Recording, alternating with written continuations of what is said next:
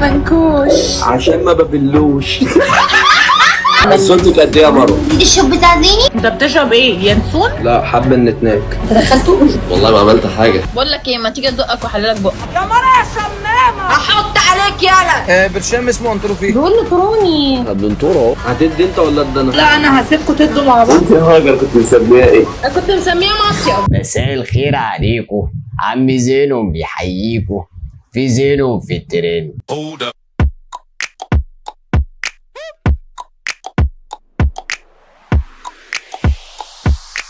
طبعا الفترة اللي فاتت وايام زمان الواحد كان بيطلع بعد التعليم يا اما مهندس يا اما دكتور يا اما صنايعي يا اما عامل يا اما اي حاجة. انما في الزمن اللي احنا فيه دلوقتي بقى كل واحد يطلع لي يقول لي على نفسه تيك توكر يا اما يوتيوبر ويا اما يطلع لايفات ويبتدي بقى يطلع من اللايف ويجيب ملايين والناس تقعد تتفرج عليه وتبعت له هدايا. وده اللي بقينا فيه الفترة اللي فاتت لحد ما الفترة دي ابتدت وزارة الداخلية يكون ليها دور ايجابي، وهي انها تجيب العيال اللي هم بتوع التيك توك اللي بيطلعوا لايفات ويتقبض عليهم.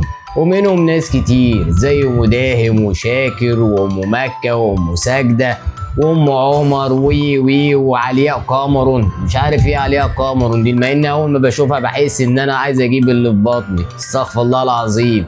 المهم قامت حمله بقى من شويه محامين قال لك خلاها تنضف، وقال لك ان التيك توك دول بيطلعوا وبيغسلوا اموال. لحد ما بقيت بستغرب وايه اللي يخلي واحد يطلع في لايف وواحد تاني يقعد يدعمه بشويه ملايين، وايه الاستفاده من كده؟ فدخلت التيك توك وقعدت اتفرج لحد ما اكتشفت ان في لايفات الناس بتطلع بترمي لها بتكون ملايين وما تعرفش على اي اساس. فاحنا نمشي واحده واحده ونسال بقى بعضنا كده شويه اسئله ونتكلم مع بعضنا بصوت عالي.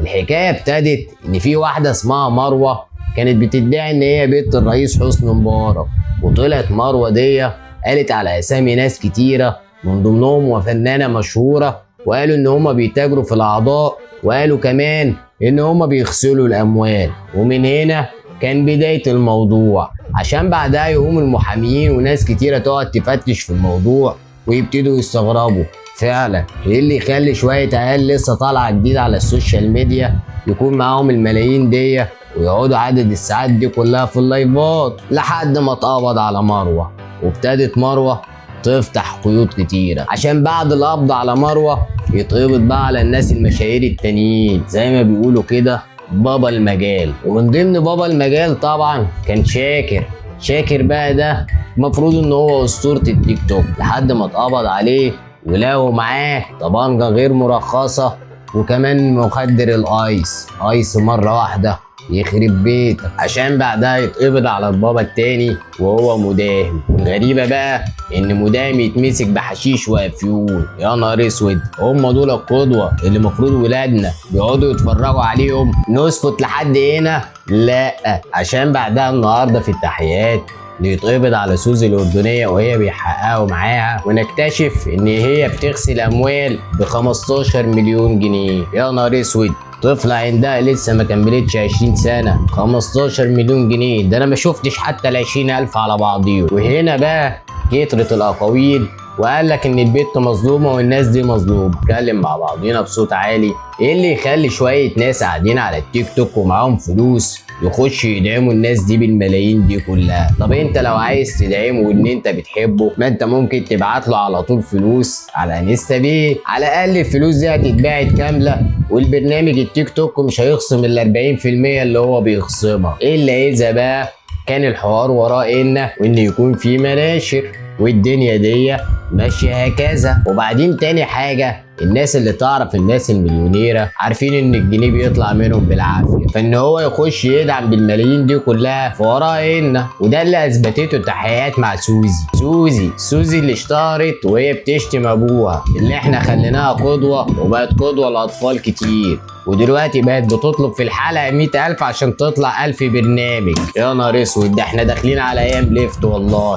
اما بقى نيجي الموضوع ده مظلوم، وان ازاي واحد رياضي اللي هو مفروض شاكر يعني ما بيشربش سجاره ويتمسك بالحاجات دي كلها. والله احنا ما بنجيبش كلام من عندنا، دي الصفحه الرسميه لوزاره الداخليه هي اللي منزله الكلام دوت، يعني دي صفحة ووزارة معتمدة احنا بنسمع كلامها. وطبعا مش هنقدر نحكم لحد دلوقتي غير بعد ما التحقيقات تخلص، لسه طبعا في نيابة، ولسه بعد النيابة كده يحللوا لهم ويشوفوا الحاجات دي بتاعته ولا مش بتاعته. بس احنا بنطلع نقول الكلام اللي هو نزلته وزارة الداخلية عشان محدش يجي يتهمنا ويقول لنا ان احنا بنتكلم وخلاص، عشان هي واصلة لحد هنا. اما بقى من ضمن الحاجات اللي لاحظتها على التيك توك ان فعلا الناس دي في حاجات كتيرة كانوا بيطلعوا بينا عن القيم والمبادئ الأسرية، ولو دورت كويس وشفت الفيديوهات بتاعتهم والبدايات هتعرف ان الكلام صح. شعرك منكوش عشان ما ببلوش. حصلتك قد ايه يا مروه؟ الشوب بتاع زيني. انت بتشرب ايه؟ ينسون؟ لا، حابه النتناك. انت دخلته؟ والله ما عملت حاجه. بقول لك ايه، ما تيجي ادقك واحللك بقك. هحط عليك يالا. برشام اسمه انتروفي. بقول له تروني. الدنتور اهو. هتدي انت ولا ادي انا؟ لا انا هسيبكم تدوا مع بعض. انت يا هاجر كنت مسميها ايه؟ انا كنت مسميها مصيف. فمحدش يطلع يقول لك ان الناس دي مظلومه وان احنا بنفتري عليهم، ان حرام واحد يبقى طالع عين امه في تعليم ويطلع ياخد شهاده وما بيحصلش ربع المبالغ اللي بياخدوها شويه العيال دول. يعني واحده برضو بتاعت فسيخ يعني بتكسب 1000 اليوم 100,000 جنيه من مطعم فسيخ. يا شيخة احمص يا شيخة، يعني ايه فسيخ هو اللي بيكسب 100,000 جنيه؟ ما الموضوع برضه اكيد يبقى وراينا. واحدة تاني كانت بتطلع تقعد تقول لي فواتح يا وحيد، انا عملت شعري فواتح يا وحيد. بقيت بتركب لي عربية يا اخويا احدث موديل وتبقى لابسه لي الصيغة من هنا لهنا وكل الكلام ده كله. فين بقى ده كله؟ من اين لك هذا يا استاذة؟ ما لازم هنا بقى الداخلية تدور وتفتش وتشوف، عشان كده اتقبض عليهم ان هم بيعملوا حاجة غلط. والنهارده المفاجأة اللي فجرتها سوزي الأردنية هيثبت في الأيام اللي جاية إن كل الناس دي كلها أكيد وراهم حاجة. وراهم إيه ده؟ لأن أنا زي ما قلت في بداية كلامي، إيه اللي يخلي واحد قاعد ورا شاشة بيحاول إن هو يدعمك يبعت لك الملايين دي كلها؟ طب يا سيدي خلينا ان هو بيحبك وعاوز يفرحك. فرحك مرة قلنا ماشي، فرحك مرتين قلنا ماشي، لكن طول الشهر وطول السنة يقعد يدعم فيك. طب ما هو لو عايز بيحبك ويبعت لك فلوس ويساعدك ما بعتها لك على طول ويحولها لك؟ ليه يحولها لك من عن طريق التيك توك والتيك توك يخصم 40% والفلوس ما تجيش كاملة؟ الا اذا كان بقى الموضوع وراه هنا وان انت بقى بتحاول تخلي الفلوس دي مصدر مشروع وتتغسل. وهنا نقف لحظه ثواني، تقدر تقول لي ايه محتواهم وايه اللي بيقدموه عشان خاطر ان انا ادفع لهم الفلوس والالافات دي كلها؟ طبعا هنا هتسكت ومش هتجاوبني،